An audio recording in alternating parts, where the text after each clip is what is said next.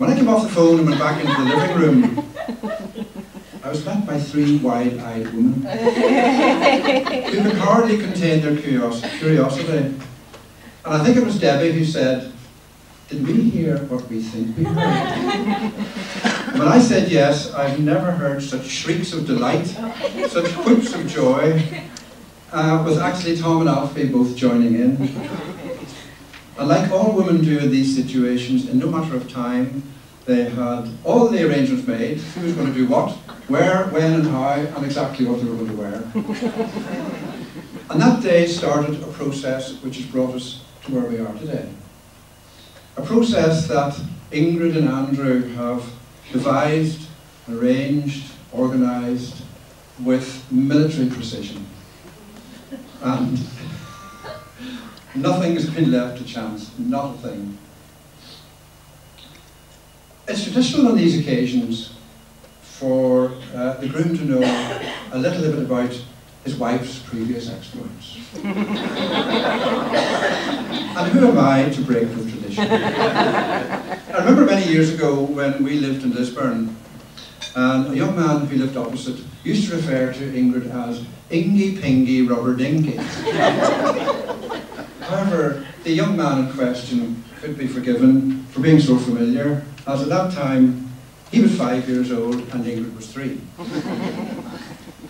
I'm also reminded many years later when Ingrid attended Newton Breda High School that she had another admirer, a former pupil, who had a habit of sending Ingrid bouquets of flowers.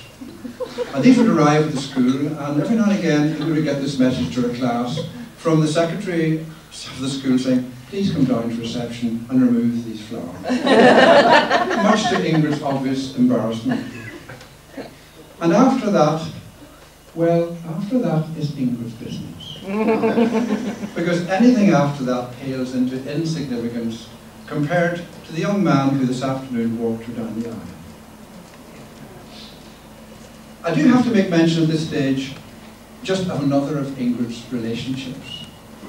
And that's her relationship with her big brother, Darren. As big brothers do, Darren takes great delight in teasing the life out of Ingrid.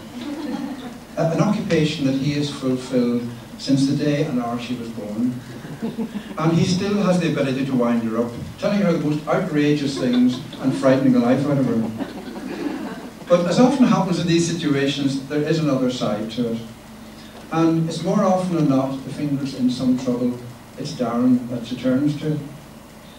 Whenever she needs him to come round to the house to dig a big hole in the back garden to bury one of her favourite cats, that has perhaps met an untimely end.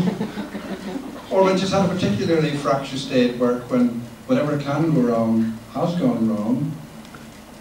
On those occasions, Darren will respond and administer sufficient encouragement, tea and toast, to get her through the crisis. I'm forever reminded of that saying, never underestimate your offspring, they'll never fail to amaze you. And in fact, I'm told today, when they were all getting ready, at about 12 o'clock, all the bridesmaids and the bride, Darren arrived at the flat and was still making them scrambled egg and bacon and toast and feeding them all. No. So he's still there.